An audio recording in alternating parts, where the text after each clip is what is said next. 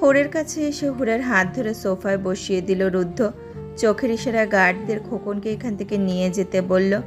একজনকে বলল মেকআপ আর্টিস্টকে পৌঁছে দিতে। পুরো ড্রয়িং রুম খালি হয়ে গেল। হেঁচকি তুলে কান্না করছে হুর। চোখের পানি মুছিয়ে দিয়ে লেহেঙ্গার ওপরের অংশ উঠিয়ে পেট উন্মুক্ত করল রুদ্ধ। উঁচু পেটে কয়েকবার হাত বোলালো, মাথা নিচু করে কয়েকটা চুমু খেলো। মোলায়েম কণ্ঠস্বরে বলল, কেমন আছে আমার বেবিরা? আপনি এত লেট করে আসলেন কেন?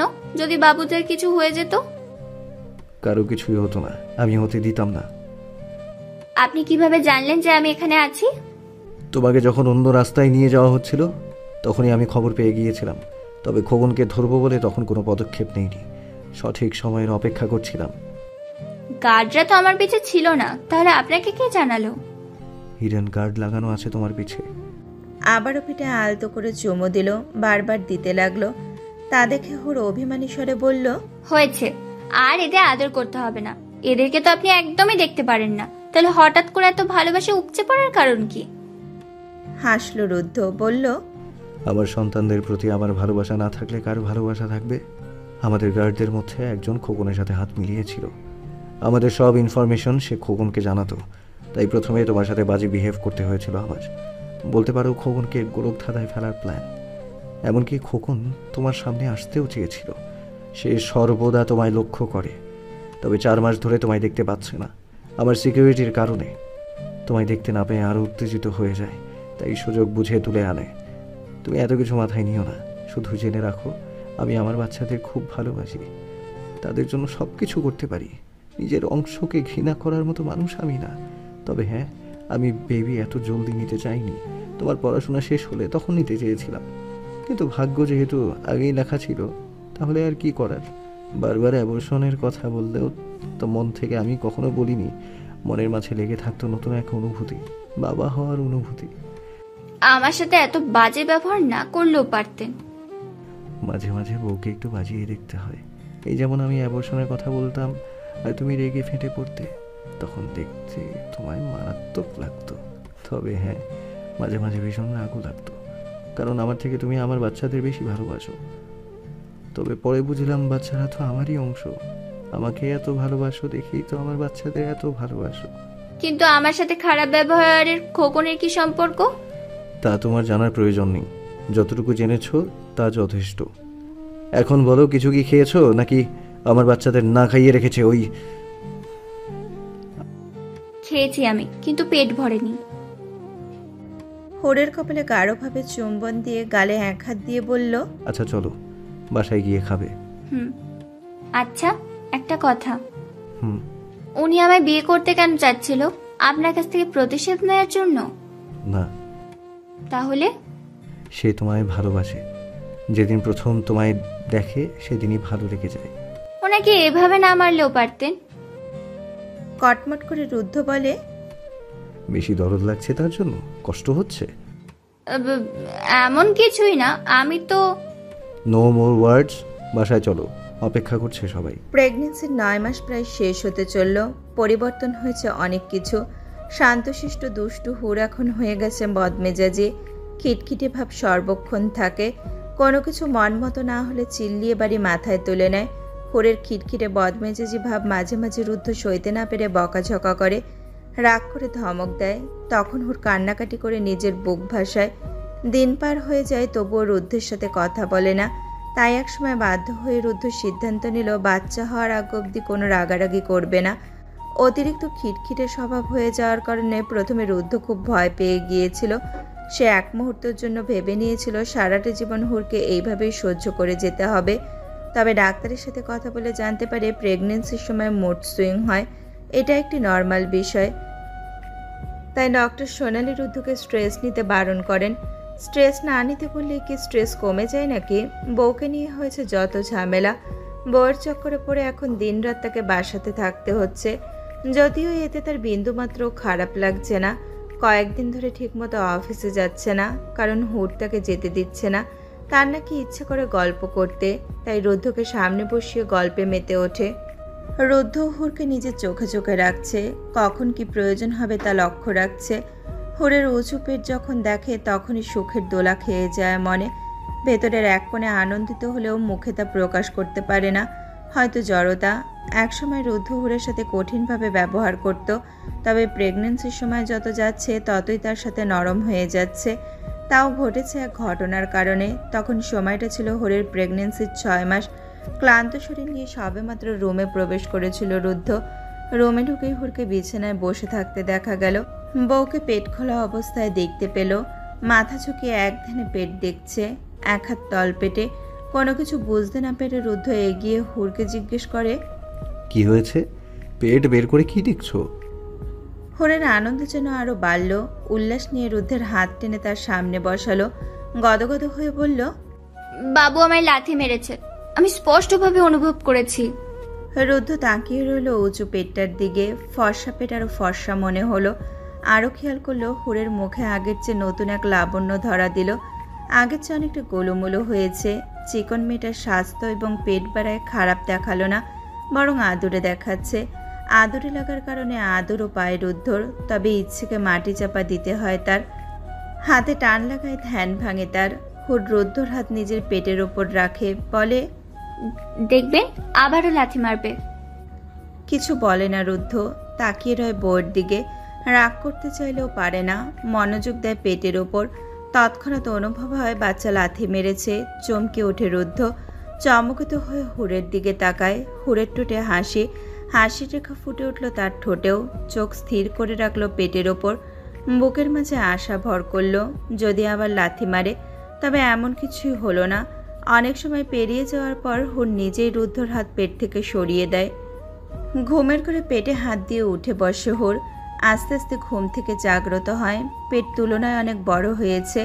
মাঝে মাঝে নিঃশ্বাস নিতে কষ্ট হয়, বেশিক্ষণ বসে থাকতে কষ্ট হয়, উঁচু পেট নিয়ে হাঁটতেও কষ্ট হয়। পায়ে পানি জমেছে, বেশ ফুলে উঠেছে। হাত রুদ্ধর বুকে রেখে ধাক্কা দিয়ে উঠাতে লাগলো তাকে। 2 বার ধাক্কানোর পর মুখে আওয়াজ তুলল। এই শুনেছেন? ধরফরিয়ে ওঠে রুদ্ধ। হুরের পেটে হাত দিয়ে বলে, কি হয়েছে? ব্যথা পাচ্ছ? কষ্ট হচ্ছে? রুদ্রের বিচলিত কণ্ঠ তিক্ত মনে হলো হুরের কাছে। নিমেষেই রাগ হলো, দাউ দাউ করে জ্বলতে লাগলো মস্তিষ্ক।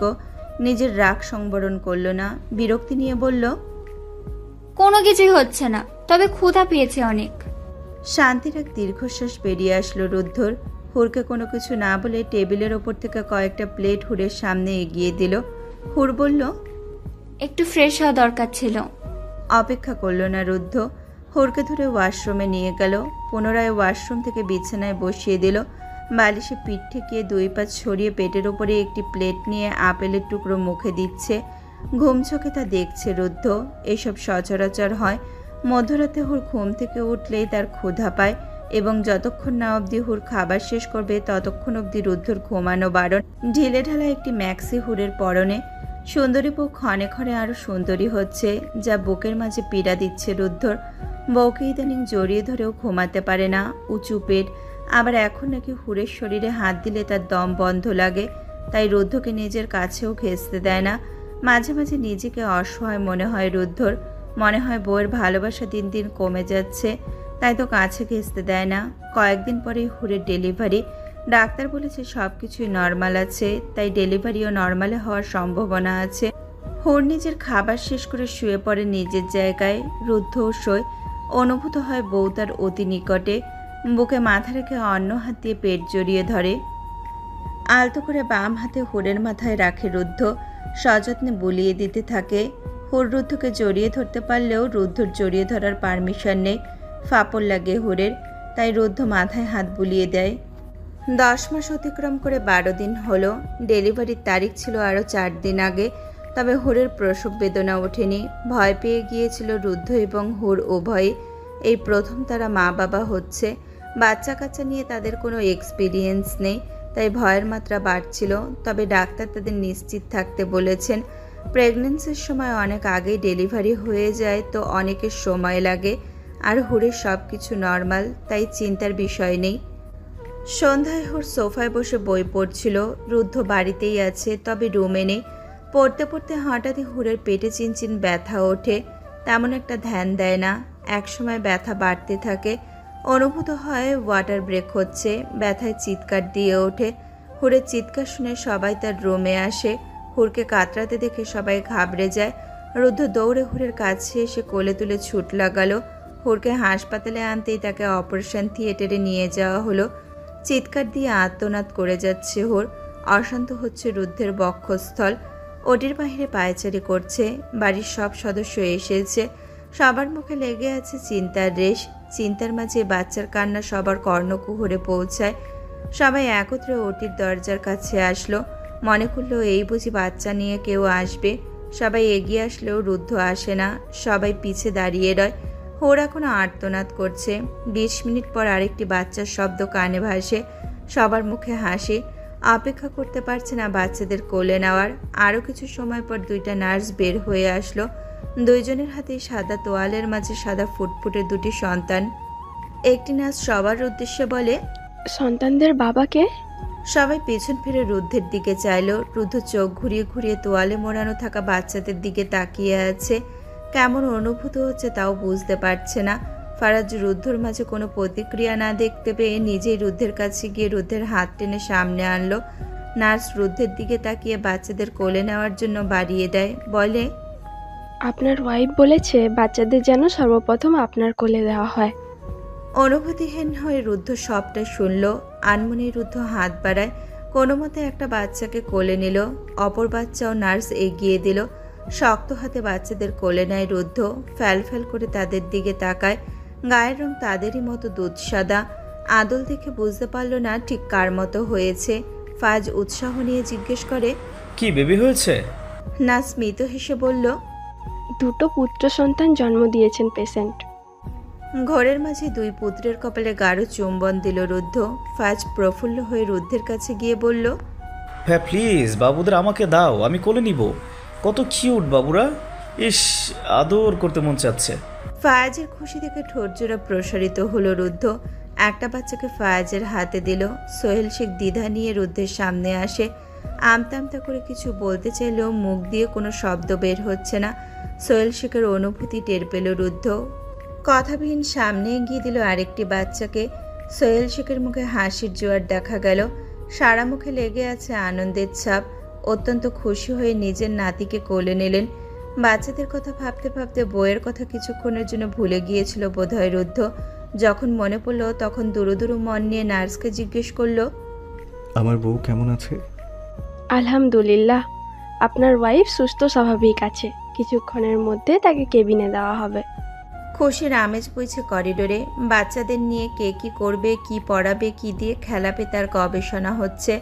রুদ্ধ সেদিকে একদমই নজর নেই। বউটাকে দেখার জন্য তার মন পড়ছে। যতক্ষণ না অবধি বউকে দেখতে পারবে ততক্ষণ পর্যন্ত শান্তি পাবে না। তার শান্তি বোধহয় ক্ষণিকের জন্য থাকে। না হলে কি শান্ত হৃদয় আবার অশান্ত হতো? শয্যাশায়ী হয়ে শুয়ে আছে হুর, শরীর ছেড়ে দেওয়া। দেখেই বোঝা যাচ্ছে শরীরে এক বিন্দু পর্যন্ত শক্তি নেই। সাদা চামড়া আরও সাদা হয়ে গেছে, শুকিয়ে গেছে ঠোঁট। চোখের অবস্থাও বেহাল। কলিজায় বোধহয় কেউ কামড়ে ধরল রুদ্ধর। কিছুক্ষণ বউয়ের পাশে থেকেও শান্তি মিলল না। ডাক্তার বলেছে পুষ্টিকর খাবার খাওয়াতে হবে, বিশেষ করে ফল। এখন লিকুইড জাতীয় খাবার খাওয়ার উপদেশ দিলেন ডাক্তার। ডাক্তারের উপদেশ মানছে রুদ্ধ। এক গাদা ফল এনে হাজির করেছে হুরের সামনে। তাই বসে বসে নিজের চোখের সামনে হুরকে খাওয়াচ্ছে। খাওয়ার প্রতি কোনো গাফিলতি করলে অসুস্থ শরীরে সে 2টা লাগাতে ভুলবে না। বাচ্চা বাদ দিয়ে পূর্ণ মনোযোগ হুরের ওপর রাখছে রুদ্ধ। বাচ্চার জন্য বাকি সব সদস্যরা আছে, তাই সেই দিকে তেমন একটা ধ্যান দিল না। সোহেল শেখ মিষ্টি এনে পুরো হাসপাতালে বিলিয়ে দিলেন। প্রথম দাদা হওয়ায় খুশির উত্তেজনা বেশি কাজ করছে। তাও একত্রে 2টো নাতি হয়েছে। মুখ থেকে হাসি সরছেই না। ঠোঁট প্রসারিত করে এতটাই হাসছে যে দাঁত দেখা যাচ্ছে। ডিসচার্জ দেওয়া হলো হুরকে। ডাক্তার বলেছিল কাল ডিসচার্জ দেবে, তবে রুদ্ধতা মানেনি। কোনো কমপ্লিকেশন না হয় বাড়িতে নিয়ে এসেছে। সাথে করে একটি নার্সও নিয়ে এসেছে। ব্যথার কারণে হাঁটতে পারছে না হুর, তাই তাকে কোলে করে নিয়ে এসেছে। বিছানায় আরাম করে শুয়ে দিয়েছে। 2 পা ছড়িয়ে শুয়ে আছে হুর। গায়ের উপর পাতলা চাদর। ব্যথায় মুখ নীল হয়ে এসেছে। বাচ্চাদের এখন অবধি কোলে নিতে পারেনি সে। অবশ্য চেহারা দেখেছে, তবে এখন ভীষণ করে নিতে মন চাইছে তার। আদরে বাচ্চাদের কোলে নিতে পারায় বুকটা খচখচ করছে। ইচ্ছে করছে বুকে জড়িয়ে কয়েকটা চুমু খেতে। একটা বাচ্চা জেরিনের কোলে, অপর বাচ্চা ফায়াজের কোলে। দুইজনই এখন রুদ্ধের রুমে অবস্থান করছে, বাচ্চাদের নিয়ে খেলা করছে। যদিও বাচ্চা দুইটা ঘুমরত অবস্থায়, তাও তারা ঘুমিয়ে থাকা বাচ্চাদের সাথে খেলছে, এটা ওটা বলছে আর হাত পা ধরছে। ছোট ছোট হাত পা ধরার মজাই আলাদা।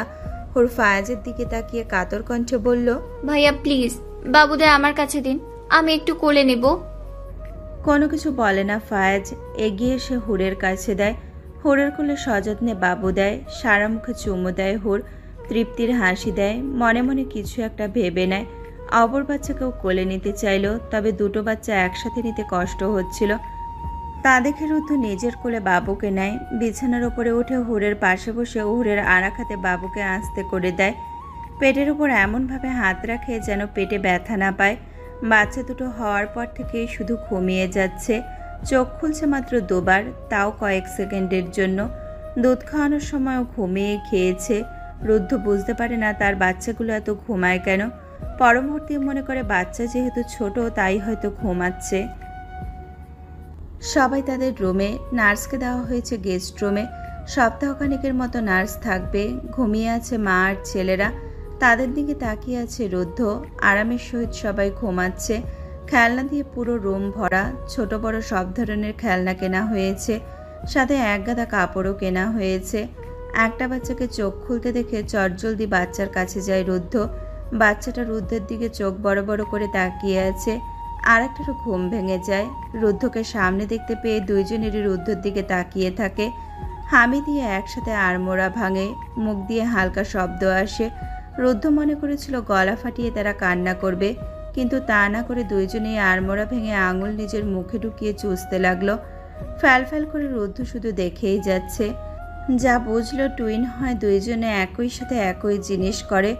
দুইজনের নাকি একটু করে চুমু দিয়ে রুদ্ধ চোখ বন্ধ করে ঠোঁট নাড়িয়ে বলে, আমার বাচ্চা। বছর দিনে ঘুরতে না ঘুরতে আবারও অন্তঃসত্ত্বা হয়ে গেল হুর। বিছানায় বসে রুদ্ধ মাথা চাপড়াচ্ছে। এত জলদি আবার বাচ্চা? দুইটা তো ছিল, আবার নেওয়ার কি প্রয়োজন হলো? দুইটা ছেলেই তো তাকে দেখতে না পেলে পাগল হয়ে যায়। কাজে গেলে ফোন করে আধো আধো গুলিয়ে উড়িয়ে বাসায় আসতে বলে। কাজের তাগিদে থাকায় সবসময় তাদের কথা অনুযায়ী বাসায় আসতে পারে না। রুদ্ধ যে কী কারণে বাসায় আসে না তা ঢের বুঝতে পারে হুর। রুদ্ধ যখনই রাত্রি করে বাসা থেকে বের হয় তখন হুর বুঝে যায় সে মারপিট করতে যাচ্ছে। তাই তো বুদ্ধি করে ছেলেদের হাতে ফোন দিয়ে রুদ্ধকে আসতে বলে। তবে ছেলেদের এটা ওটা বলে তাদের শান্ত করিয়ে নিজের কাজে ব্যস্ত হয়ে পড়ে রুদ্ধ। হুর বুঝেছিল বাচ্চা হলে রুদ্ধ আর মারপিট করবে না, সব ছেড়ে দেবে, কিন্তু এমন কিছুই হলো না। রুদ্ধ চিন্তা করতে করতে একসময় ডিপ্রেশনে চলে যায় সে। ভাবতে পারে না কি করবে। বহু চিন্তা করে আইডিয়া বের করতে পারে। ছেলেদের কথা না মানলে তার মেয়ে হলে ঠিকই তার কথা মানবে। তাই তখন থেকেই পুরোদমে এই উদ্যোগে নেমে যায় সে। বহুবার ট্রাই করার পরও সফল হয় না, কারণ সবসময় রুদ্ধ তাকে পিল খাইয়ে রাখত। তার আড়ালে কয়েকবার পিল না খেলেও রেসপন্স পায়নি। সবুরে মেওয়া, সবুরের ফল এক না একদিন মিষ্টি আকারে বের হয়ে আসে। হলেও তাই, বহু চেষ্টার পর সে অন্তঃসত্ত্বা হতে পেরেছে। এতে হোরসহ সবাই খুশি। হোর এবার আশা নিয়ে বসে আছে এবার তার মেয়ে হবে। তাই তো সে তার খুশি ধরে রাখতে পারছে না। এবার মেয়েকে দিয়ে সে রুদ্ধকে জব্দ করবে, তার কথায় নাচাবে। আগেরবারের মতো এবারও নর্মালি বেবি হবে তার, কোনো ধরনের কমপ্লিকেশন নেই, বেবিও সুস্থ আছে। হুর তার এক্সাইটমেন্ট ধরে রাখতে না পেরে ডাক্তারকে জিজ্ঞেস করেছিল তার কি বাবু হবে। বিপরীতে ডাক্তার তাকে বলেছে তার এবারও ছেলে বাবু হবে। স্বপ্ন ভেঙে চুরমার হয়ে গেল তার। কত আশা করে একটি মেয়ে বাবু চেয়েছিল, রুদ্ধকে কাবু করতে চেয়েছিল মেয়ের দ্বারা রুদ্ধকে তার গ্যাংস্টার লাইফ থেকে সরিয়ে নিয়ে আসতে। তবে তার হলো কই। কিন্তু এবারও হাল ছাড়ল না হোর। প্রয়োজন হলে আবারও বেবি নেবে। যতক্ষণ না পর্যন্ত মেয়ে বাবু হবে ততক্ষণ পর্যন্ত সে বেবি নেবে, তারপরও মেয়ে নিয়েই ছাড়বে। আরও একবার ফুটফুটে পুত্র সন্তানের মা হলো হুর। দুটো ছেলের মতো এ ছেলেটাও তাদেরই গায়ের রং পেয়েছে। মনে মনে একটু বিরক্ত হলো হুর। সবাই মুলার মতো সাদা, এত সাদা মানুষ আবার ভালো লাগে না দেখতে। রংটা একটু চাপা হলে কি হতো? হুর হয়ে উঠল একজন সাংসারিক গৃহিণী। পড়াশোনা, বাচ্চা সামলানো সবই দেখতে হয় তাকে। বাচ্চা নেওয়ার কারণে পড়াশোনা একটু পিছিয়ে গিয়েছে সে। তবে সে তার সিদ্ধান্তে অনড়। গাদা গাদা বাচ্চা নেবে, তার সাথে ডাক্তারও হবে। সময় বেশি লাগলে সমস্যা নেই। এক না একদিন সে ডাক্তার হয়েই ছাড়বে। তৃতীয় পুত্রের নাম রাখা হলো হায়াত। 3 পুত্রের নাম মায়ের সাথে মিলিয়ে রাখা হয়েছে। বাচ্চাগুলো যেমন বাবার পাগল তেমনি মায়েরও পাগল, সবসময় তাদের সান্নিধ্য পেতে চায়। একটু একটু করে বড় হচ্ছে হায়াত, হামাগুড়ি দিতে শিখে গিয়েছে। হাত পা নাড়িয়ে নাড়িয়ে এটা ওটা বোঝায়, মুখ থেকে তার ভাষায় কথা বলেও অনেক কিছু বোঝায়। বড় ভাইদের সাথে হাত পা ছুঁড়ে খেলা করে। হায়াত এখন বসে বসে হাত নাড়াচ্ছে। দুপাশে বসে আছে হামাদ আর হামজা, খেলনা এগিয়ে দিচ্ছে হায়াতের কাছে। তা দিয়ে হায়াত খেলছে আর 2 ভাইয়ের দিকে তাকিয়ে আছে। মাঝে মাঝে ফোকলা মুখে হাসিও দিচ্ছে। তা দেখে হামাদ আর হামজা স্মিত হাসছে। এর মাঝে রুমে প্রবেশ করলো হুর। জিজ্ঞেস করলো, ফিডার খেয়েছে হায়াত? এক এক করে 3 ছেলের দিকে তাকালো হুর। হামাদ আর হামজা যমজ হলেও তারা দুজন আগে পিছিয়ে হয়েছে। সবার বড় হামজা। যমজ 2 ভাই হয়েছে বাবার মতো, বাপের আদল পেয়েছে। ছোটটা হুরের আদল পেলেও স্বভাব পেয়েছে বাবার মতো। ধরা যায় 3 ছেলে বাবার মতোই স্বভাব পেয়েছে, শান্তশিষ্ট, গম্ভীর, অতিরিক্ত কোনো কথা বলে না। যে কথা অপছন্দ সেটা এড়িয়ে চলে। সবচাইতে বেশি অবাক হয় এটা দেখে যে হামাদ আর হামজা কখনো তোতলিয়ে কথা বলে না। ছোট বাচ্চারা সচরাচর তোতলামি করে কথা বলে, অস্পষ্ট সুরে কথা বলে, তবে এরা 2 ভাই কখনো তোতলিয়ে বা অস্পষ্ট করে কথা বলেনি। তবে যখন বেশি কথা বলে, হাঁপিয়ে গেলে কিছুক্ষণ চুপ থেকে আবারও বলা শুরু করে। 3 ছেলেকে দেখলে পরাণ জুড়িয়ে যায় তার। রাজপুত্রের মতো দেখতে হয়েছে। পলকহীনভাবে চেয়ে থাকে মাঝে মাঝে হুর, দেখার স্বাদ মেটে না। বিছানায় বসতেই হাত আর পায়ের সাহায্যে হেঁটে হুরের কাছে আসলো। শরীর ধরে উঠে দাঁড়ালো, 2 হাত দিয়ে গলা জড়িয়ে ধরল, 1 হাত দিয়ে ছেলেকে আগলে ধরল হুর।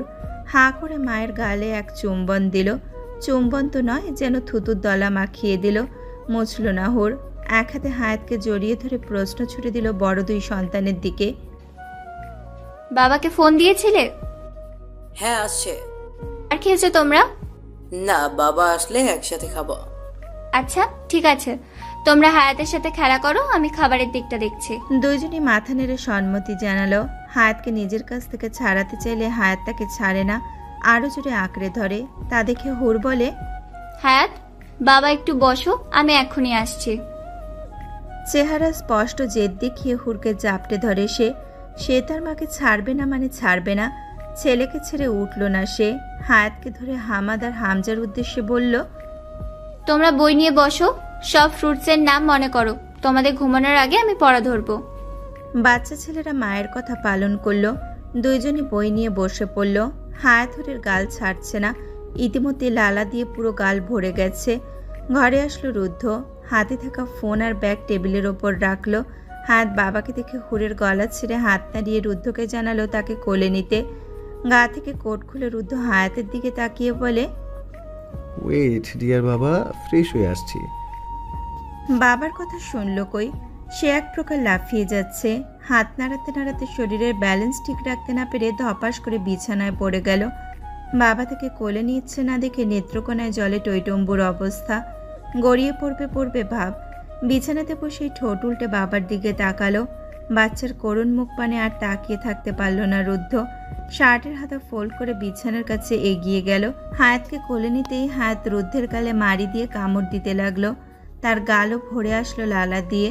সেদিকে গুরুত্ব না দিয়ে হামাদ আর হামজাকে বলল, কেমন আছে আমার বড় বাবারা? এতক্ষণ 2 ভাই রুদ্ধর দিকেই তাকিয়েছিল।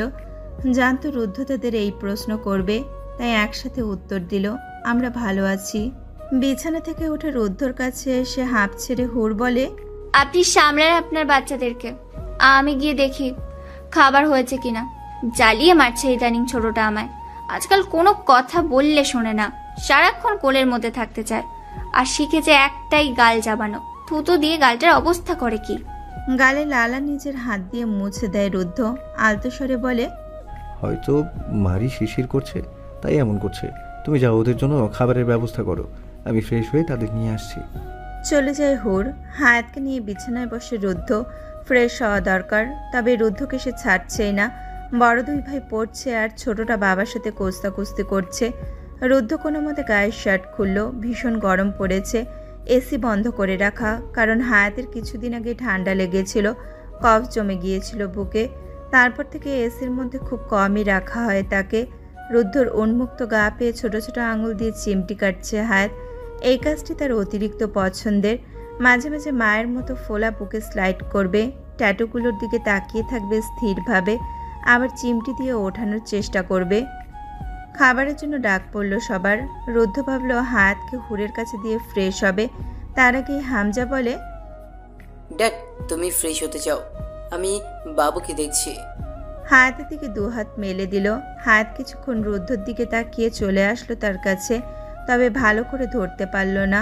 রুদ্ধ দুই ভাইয়ের মাঝে হায়াতকে আরামে বসালো। দ্রুত চলে গেল ওয়াশরুমে। চটাচট ফ্রেশ হয়ে বের হলো। একটি টি শার্ট গায়ে জড়িয়ে হায়াতকে কোলে নিল। হামজা আর হায়াত তারাও নেমে পড়ল। আগমন ঘটল ফায়াজের। বাচ্চাদের দিকে ঠোঁটে চওড়া হাসি দিল, বলল, কেমন আছে আমার চাচ্চুরা? আমরা ভালো আছি, তুমি কেমন আছো? এই তো আমিও ভালোই আছি। ফাজ রুদ্ধর কাছে এসে হায়াতের নাক টানলো। তা দেখে হায়াত মুখ কুচকে ফেলল। নাক টানা তার একদমই পছন্দ না। তারপরও ফায়াজ তার নাক ধরে টানে। আমার ছোট চাট্টু কেমন আছে? বিনিময়ে কোনো উত্তর পায় না ফায়াজ। যে কথা বলতে পারে না তার কাছ থেকে কোনো উত্তর পাওয়া বোকামি। রুদ্ধ জিজ্ঞেস করে, কখন আসলি? মাত্রই আসলাম। রুদ্ধ বুঝলো ফায়াজ সর্বপ্রথম বাচ্চাদের সাথে দেখা করতে এসছে। আবার বলে, ডিলের কি খবর? কনফার্ম। ফ্রেশ হয়ে আসো, নিচে খাবারের জন্য সবাই অপেক্ষা করছে। চলো আগে বাচ্চাদের নিচে দিয়ে আসি, সবার সাথে দেখা করে ফ্রেশ হব। হামাদ আর হামজাকে কোলে নিতে চাইলো। হামজা বলে, হামাদকে কোলে নাও।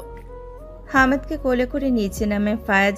রুদ্ধরা এক হাতে হায়াতকে কোলে, অন্য হাতে হামজাকে ধরে নিচে নামছে। ফায়াজকে দেখে সবাই চমকে উঠল, কারণ কেউ ফায়াজকে ভেতরে আসতে দেখেনি। গত এক সপ্তাহ ধরে সে বাড়িতে নেই। একটা ডিল ফাইনাল করতে সিঙ্গাপুরে যেতে হয়েছিল। এখন সে রুদ্ধর সাথে তার ব্যবসা সামলায়। সম্পর্ক খুব একটা ভালো বলা না গেলেও খারাপ না। এতেই ফায়াজের হয়ে যায়। অনেক সময় রুদ্ধকে খুঁচিয়ে খুঁচিয়ে কথা বলে। রুদ্ধ তা ইগনোর করে। সবার সাথে টুকটাক কথা বলে সে ফ্রেশ হতে চলে যায়। হায়াতকে কোলে নিয়ে চেয়ারে বসেছে সে। হুর সবাইকে খাবার সার্ভ করে দিচ্ছে। হায়াতের জন্য সবজি দিয়ে খিচুড়ি রান্না করা হয়েছে। তা বাটিতে পেরে রুদ্ধকে দিল খাওয়াতে। নিজে একটা প্লেটে ভাত, সবজি আর মাছ নিল হামাদ আর হামজাকে খাওয়াতে। এভাবেই প্রতিদিন তাদের বাচ্চাদের খাওয়াতে হয়। খরচ বাচ্চারা তাদের হাত ছাড়া অন্যদের হাতেও খেতে চায় না। কতই না সোহেল শেখ তাদের বলেন নিজ হাতে খাইয়ে দেওয়ার কথা, কিন্তু একটাও খেতে চায় না। বিছানায় আতশোয়া হয়ে ঘুমিয়ে আছে রুদ্ধ। বুকের ওপর ছোট হায়াত ঘুমিয়ে আছে। গাল লেগে আছে রুদ্ধের ফোলা বুকের ওপর। মাংসে চাপ প্রয়োগ হওয়ার দরুন দুঠোঁট কিঞ্চিত ফাঁক হয়ে আছে। পাশে হামাদ আর হামজা ঘুমিয়ে আছে। হায়াতকে নিজের ওপর থেকে সরিয়ে বিছানায় শোয়ালো। বিছানা থেকে উঠতে যাবে তখনই ফোন বেজে উঠল। পরিচিত নাম্বার দেখে ফোন রিসিভ করে কানে ধরে। কয়েক সেকেন্ড হয়ে যায়। অপর পাশের কথা শুনে রুদ্ধ শক্ত গলায় আদেশ করে, ওদের ঠিকানায় নিয়ে যাও, ভালোভাবে খাদির যত্ন করো।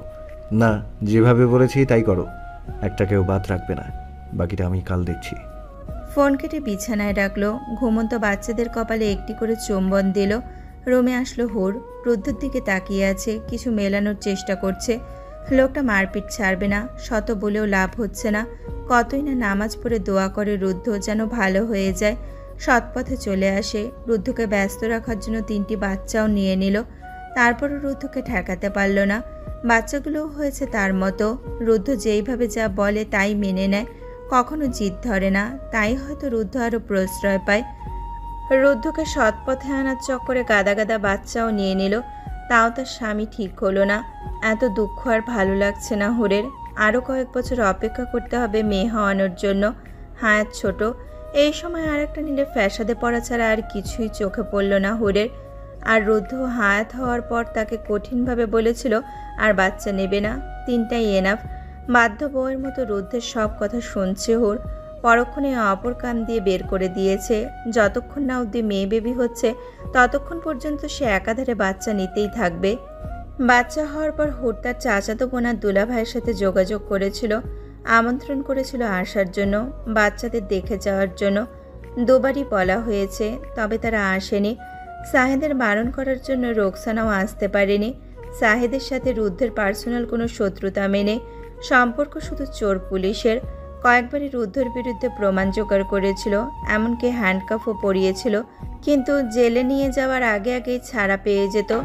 ডিপার্টমেন্টে এটা নিয়ে তুফান চলছিল, সবাই হাল ছেড়ে দিয়েছিল, কেউ এগিয়ে যেত না রুদ্ধ জড়িত কেসে, কারণ একটাই, সে খুন করে। তবে পুলিশরা এটার জন্য প্রথমে ভয় পায়নি, ভয় তো পেয়েছিল তখন যখন রুদ্ধ তাদের ফ্যামিলিদের কিডন্যাপ করিয়ে ভয় দেখাতো, তাই তারা এক প্রকার রুদ্ধ কেস থেকে দূরে থাকতেন। এইটাই একটা চ্যালেঞ্জ হয়ে দাঁড়িয়েছিল সাহেদের কাছে। বুক ফুলিয়ে হেডকে বলেছিল সে যে কোনো মূল্যে রুদ্ধকে অ্যারেস্ট করেই ছাড়বে, তবে হুরকে দিয়ে যা করতে চেয়েছিল তা হতে পারল না। ডিপার্টমেন্টের সবার কাছে নিচু হতে হয়েছিল, তাই দুইজনের প্রতি একটা ক্ষোভ রয়ে গেছে। হুর যেচে কথা বলেও সাহেদ বলেনি, সম্পর্কের দূরত্ব সেইভাবেই রইল। হতাশ ভঙ্গিতে হুরের দিকে তাকিয়ে আছে রুদ্ধ। কেবলমাত্র তার হতাশ ভঙ্গি থাকলেও বাকি সবার মুখশ্রী হয়ে আছে হতবিহ্বলতা। সবার মাঝে মাথা নিচু করে আশাবিন ন্যায় দাঁড়িয়ে আছে হুর। দেখে মনে হচ্ছে বড় মাপের ভুল করেছে। এতক্ষণ যাবৎ হতাশ থাকলেও হঠাৎ রুদ্ধের প্রচণ্ড রাগ লাগলো, রেগে চিল্লিয়ে উঠল। হাইবে, আমি বলেছিলাম না আর বাচ্চা নেওয়ার দরকার নেই। তারপরও কিভাবে প্রেগনেন্ট হলে তুমি? আয়াত এখনো বড় হয়নি, ওকেই সামলাতে তুমি হিমশিম খেয়ে যাও, তার উপর আরেকটা, কিভাবে সামলাবে তুমি? এবার মাথা তুলে রুদ্ধের দিকে তাকালো হুর, ক্ষিপ্ত স্বরে বলল, আমি কি ইচ্ছে করে প্রেগনেন্ট হয়েছি নাকি? আপনি তো এমনভাবে আমাকে দোষারোপ করছেন যে সব। চুপ, একদম চুপ, মুখ থেকে কোনো কথা বের করবে না। রাগে মাথা ফেটে যাচ্ছে আমার। বেশি কথা বলে মুখ থেকে উল্টাপাল্টা কিছু বের হয়ে যাবে। পরিস্থিতি বেগতিক লাইনে চলে যাচ্ছে দেখে সোহেল শেখ বললেন, যা হওয়ার হয়ে গেছে, এখন চাইলেও কোনো কিছু করা সম্ভব না। আর হায়াতকে যতটুকু ছোট বলছো সে ততটুকুও ছোট নয়। 2 বছর প্রায় শেষ, একটু একটু হাঁটাহাঁটি করতে পারে, আর তাকে দেখার জন্য আমরা সবাই আছি। তাই বৌমাকে এত কথা না শুনিয়ে তার খেয়াল রাখো। জন্ম মৃত্যু সব আল্লাহর হাতে, উনি চাইছেন দেখেই ঘরে নতুন সদস্য আসছে। আর কিছু বলতে পারল না রুদ্ধ, আর বলবেই বা কি? এখন চাইলেও কিছু করার নেই। তবে সে একটা জিনিস মাথায় ক্যাচ করতে পারছে না, সে খুব সচেতন ছিল, তারপরও কিভাবে হুট প্রেগনেন্ট হয়ে গেল সেটা মাথায় ধরছে না। বহু চেষ্টা এবং পরিশ্রমের পর একজন গাইনোকোলজিস্ট হতে পেরেছে হুর। আলাদা একটি চেম্বার আছে তার, কাজের সূত্রে মাঝে মাঝে দূরে যেতে হয় তার। দীর্ঘ 2 ঘন্টা ওটিতে কাটিয়ে একটি সার্জারি শেষ করলো। বেশিক্ষণ হসপিটালে না থেকে চলে আসলো বাসায়। সন্ধ্যাভাব কেটে রাতের প্রভা। ড্রয়িং রুমে হামাদ আর হামজা লিখছে, আর পাশে বসে হায়াত ড্রয়িং করছে। হুরকে দেখে হায়াত দৌড়ে তার কাছে আসলো, পা জড়িয়ে ধরল, কোলে তুলল না হুর, গোসল করা প্রয়োজন, বলল, মাম্মা গোসল করে আসছি, তারপর কোলে নিচ্ছি, ওকে? হায়াত ঠোঁট উল্টে পড়ল। হুর যেতে যেতে বলল, সবাই রুমে আসো। আর রাই কোথায়? তোমার বাবা চলে এসেছে? হ্যাঁ, অনেক কান্না করছিল বাবু। তুমি তো হাসপাতালে ছিলে, তাই বাবাকে ফোন করলো। রায়ের কান্না শুনে বাবা কিছুক্ষণের মধ্যেই চলে আসেন। ওহ। সিঁড়ির দিকে হাঁটা ধরে হুর। লুকায়িত হাসি কারুরই চোখে পড়ল না। পিছে আসছে 3 ছেলে। রুমে ঢুকতে বাবা মেয়ের হাসির শব্দ কর্ণপাতে আসলো। খিলখিল করে হাসছে দুজন। বিছানায় শুয়ে গড়াগড়ি খাচ্ছে রায়, আর রুদ্ধ পায়ে পেটে সুড়সুড়ি দিচ্ছে, তাতেই সে খিলখিল করে হাসছে। মেয়ের হাসি দেখে রুদ্ধও হাসছে। মেয়ে হয়েছে মায়ের মতো, শান্ত কম চটপটে বেশি, তবে সবার মতো দুধসাদা হয়নি রায়। ফর্সা, তবে অতিরিক্ত নয়। মায়ের এক গালে টোল পড়লে তার 2 গালে পড়ে। মায়ের মতোই চোখ বড় বড়, সারাক্ষণ টই টই করে বাড়ি মাথায় তুলে রাখবে, আর কারুর কোলে উঠলে কথা না বলা ছাড়া থাকতেই পারবে না।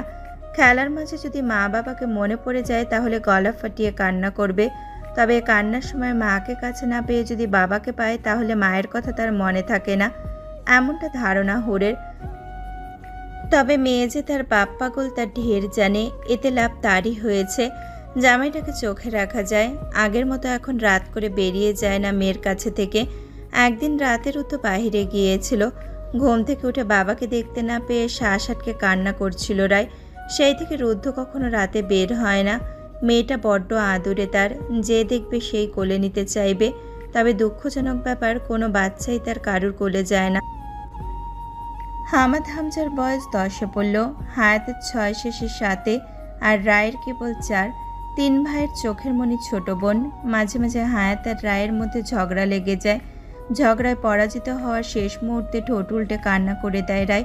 তা দেখে হামজা খুব বকে হায়াতকে। হায়াতও ভুল বুঝতে পারে। তখন রায়কে নিজের সব চকলেট দিয়ে কান্না থামায়। চকলেট পেয়ে কান্না থেমেও যায় তার। পুরনো কিছু কথা স্মরণ করতেই মনে আবার প্রশান্তি ছেয়ে গেল। হুরকে দেখতে পেয়ে শোয়া থেকে উঠে লাফিয়ে চিল্লিয়ে উঠল। পেছন ফিরে রুদ্ধ দেখে হুর দাঁড়িয়ে আছে। রায়কে কোলে নিয়ে হুরের কাছে এসে ঘরমাক্ত মুখ হুরের শাড়ির আঁচল দিয়ে মুছে দিল। রায় এখন লাফিয়ে যাচ্ছে মায়ের কোলে যাওয়ার জন্য। তা দেখে হুর মিনতি করে বলে, আপনি প্লিজ ওদের একটু সামলান, আমি কিছুক্ষণের মধ্যে শাওয়ার নিয়ে আসছি। উত্তরের অপেক্ষা না করে দ্রুত পায়ে ওয়াশরুমে যায়। চার ভাই বোন বিছানায় বসলো। হামজা হোমওয়ার্ক করছে। হায়াত আবার ড্রয়িং করা শুরু করে দিয়েছে। রুদ্ধর কোলে রায় বসে রং পেন্সিল নিয়ে খেলছে আর রুদ্ধকে দেখাচ্ছে। ওর শাওয়ার নিয়ে হায়াতকে কোলে নিয়ে বসে রইল কিছুক্ষণ। কিভাবে ড্রয়িং করতে হয় তা শিখিয়ে দিল। ফোনের আওয়াজ পেতেই ফোন হাতে নিয়ে দেখলো আকাশ কল করেছে। স্ক্রিনে তাকিয়ে রুদ্ধও দেখলো নাম্বার। হুরের দিকে তাকালো স্বাভাবিক ভঙ্গিতে। হুর কল রিসিভ করে লাউডেই রাখলো। মায়ের ইম্পর্টেন্ট কল আসছে বুঝে সবাই চুপ হয়ে গেল। হুর সালাম দিল। ওয়ালাইকুম আসসালাম, কেমন আছো? আমি ভালো আছি, তুমি কেমন আছো? আমিও ভালো আছি। বাবুরা কেমন আছে, কি করছে? ভালো আছে, সবাই লেখালেখি করছে। তোমার কি খবর, বিয়ের পিড়িতে বসবে না নাকি? স্মিত হাসে আকাশ। ফোনের অপর পাশে থাকায় হুরের চোখে পড়ল না। ব্যস্ত ভঙ্গিতে আকাশ বলল, বিয়ের জন্য এখনো অনেক সময় বাকি আছে। কেরিয়ার গড়লাম সবে মাত্র, লাইফটাকে আরও কিছু এনজয় করি। বিয়ের পর তো আর এনজয় করতে পারবো না। মেয়ে মানুষ বলে কথা, একবার জীবনে জড়িয়ে গেলে সব কিছুতেই তাদের নাক গলাতে লাগবে। তাই নিজের জীবনটাকে দেরিতে ধ্বংস করতে চাচ্ছি। তবে মা বাবা উঠে পড়ে লেগেছে বিয়ের জন্য। তাদের সরাসরি মানা করে দেওয়ার পরও তারা মেয়ে খোঁজাখুঁজি করছে। দেখি বাকিটা কি করা যায়। মলিন হাসল হুর। হ্যাংলা পাতলা ছেলেটা লুকানো অনুরক্তি প্রকাশ না করলেও হুর ঠিকই তার মনোভাব বুঝতে পেরেছিল। তার কষ্টটা একটু হলেও আঁচ করতে পেরেছিল। হ্যাংলা পাতলা ছেলেটা আর আগের মতো নেই, স্বাস্থ্যবান হয়ে গিয়েছে। গায়ে গতরে আগের বাচ্চা বাচ্চা ভাব থাকলেও এখন সুদর্শন যুবক মনে হয়। এখন সে পেশায় একজন হার্ট সার্জন। আরও কিছুক্ষণ কথা বলে কল কেটে দেয় হুর। বেরিয়ে আসে এক দীর্ঘশ্বাস। বন্ধু বান্ধবরা ছোট বড় সবাই ডাক্তার হয়েছে। সবার সাথে মাঝে মাঝে কথা হয়। হুরের বিয়ের কথা প্রথম সবাই যখন শুনেছিল তখন বিস্মিত হয়, বেশি হয় আকাশ। বিশ্বাস করতে পারছিল না এত বড় সত্য কথা। মন ভাঙার বেদনা ভর করেছিল তার পক্ষে। তবে তখন কিছুই করার ছিল না। রাতের খাবার খেয়ে সবাই ঘুমানোর জন্য প্রস্তুতি নেয়। তিন ভাইয়ের জন্য একটি রুম দেওয়া হয়েছে। একই সাথে ঘুমায় সবাই। রায় ঘুমায় হুর আর রুদ্ধের সাথে। ব্যালকনিতে এক হাতে কফির মগ নিয়ে সোফায় বসে অন্য হাতে একটি ফাইল দেখছে। কিছু সময় অতিবাহিত হওয়ার পর অনুভূত হয় ব্যালকনিতে কেউ এসেছে। ঘাড় ঘুরিয়ে ব্যালকনির দরজার দিকে তাকাতেই দেখল রুদ্ধকে। রুদ্ধ হুরের পাশে এসে বসে পড়ল। হুরের হাত থেকে কফির মগ নিয়ে চুমুক লাগালো। আর চোখে হুরকে একবার দেখে গলা খাকারি দিল। বলল, আজকাল কেউ মনে হয় আমায় সময় দিতে ভুলে গেছে। মুচকি হাসল হুর। ফাইলের উপর নজর রেখে বলে, তার জন্য অফুরন্ত সময় আমার কাছে আছে। আমি তোমার কাছে একটা রিকোয়েস্ট করতে চাই, বলো প্লিজ মানবে? রুদ্ধর আকুলতা শুনে রুদ্ধর মুখোমুখি হয়ে চাইল হুর। রুদ্ধ হুরের দুই হাত নিজের হাতের মুঠোয় নিল। আবার বলল, বলো প্লিজ মানবে? কি এমন কথা যে আপনি এত রিকোয়েস্ট করছেন? আগে তুমি কথা দাও মানবে, তারপরই বলবো। কিছু সময় উত্তরের দিকে তাকিয়ে রয় হুর। বলে, আচ্ছা ঠিক আছে, মানবো, এখন বলুন। রুদ্ধ বোঝানোর ভঙ্গিতে বলতে লাগলো, দেখো, আমাদের তো এখন 4টে সন্তান। আমরা তো এখন পরিপূরক পরিবার। 3টা ছেলে আছে, একটি মেয়ে আছে। আর তো কিছু দরকার নেই। এবার 4 সন্তান নিয়ে পুরো জীবন আমরা কাটিয়ে দেব। তুমি প্লিজ আর বেবি নেওয়ার কথা মাথায় আনবে না। আমায় কখনো অনুরোধ করবে না বেবি নেওয়ার জন্য। আমি 4টা বেবিতেই সন্তুষ্ট। আমি তো ভেবেছিলাম হামজার পর আর কোনো বেবি নিব না। তবে আমার ভুল নাকি তোমার ভুল কোনোটাই বুঝতে পারিনি। ভাগ্যক্রমে আল্লাহ আরও 2টি সন্তান আমাদের দান করলো। তুমি আমায় প্রমিস করো আর কখনো বেবির নাম মুখে আনবে না। রুদ্ধর অসহায়ত কণ্ঠস্বর শুনে ফিক করে হেসে দিল হুর। অনিমেষ চেয়ে রইল রুদ্ধর দিকে। লোকটাকে বোকা বানিয়ে কয়েকবারই প্রেগনেন্ট হলো, 4টি সন্তানের মা হলো, তারপরও রুদ্ধ তার চালাকি ধরতে পারল না। আজ নিজের প্রতি নিজেরই গর্বিত মনে হচ্ছে হুরের। অনিমেষ রুদ্ধের দিকে তাকিয়ে মনে মনে আওড়ালো, আপনি এবার না বললেও আমি আর বেবি নিতাম না। আমার উদ্দেশ্য সফল হয়েছে। বাচ্চাদের মাধ্যমে আমি আপনাকে আটকে রাখতে পেরেছি মারপিট থেকে। এটাই হচ্ছে আমার জীবনের সবচেয়ে বড় প্রাপ্তি। আপনি কখনো জানতে পারবেন না আমার এতগুলো বাচ্চা নেওয়ার কারণ। রুদ্ধকে বলল, প্রমিস, আমি আর বেবি নেব না। রুদ্ধর বুকে পিঠ ঠেকিয়ে আরামে বসল হুর। হুরকে জড়িয়ে ধরল রুদ্ধ। পেছন থেকে হুরের মুখ যতটুকু দেখা যায় ততটুকুই দেখছে রুদ্ধ। পুরোপুরিভাবে দেখার সুযোগ থাকলেও দেখছে না। একাধারে কথা বলছে হুর। রুদ্ধ মাথা নিচু করে হুরের ঘাড়ে নিজে থুতনি রাখল। খোঁচা দাড়ি ঘাড়ে লাগতেই কিঞ্চিত কেঁপে উঠল হুর। পরক্ষণেই আবার স্বাভাবিক হয়ে বসে ফাইল দেখতে লাগলো। আধ খাওয়া কফিটা এখন রুদ্ধ খাচ্ছে। পুরোটা শেষ করলো না, একটু খেয়ে কফির মগ রেখে দিল টেবিলের ওপর। হুরের পেটের ওপরে হাত রেখে কানের কাছে ফিসফিস করে কম্পিত কণ্ঠে বলল, ভালোবাসি। চমকে উঠল হুর। রুদ্ধ নামক মানুষটির মুখ থেকে এই প্রথম ভালোবাসি শব্দ শুনল, তাও বিয়ের 11টা বছর পর। কিছুদিন পরে বিয়ের 12 বছর হবে। শব্দটা যেন স্নিগ্ধ শোনা গেল, সতেজ শোনা গেল। মুহূর্তেই আষ্টপৃষ্টে মনের মাঝে চেপে গেল স্বামীর প্রতি ভালোবাসা। মনোমুগ্ধকর শোনা গেল রুদ্ধের কণ্ঠে বাক্যটি, মিশে গেল স্বামীর বক্ষে। বিপরীতে কম্পিত ওষ্ঠ গাঢ়ভাবে চেপে ধরল ললাটে। আঁখি যুগল অনিচ্ছায় বন্ধ হয়ে আসলো। কোন বেয়ে গড়িয়ে পড়ল 2 ফোঁটা অশ্রু।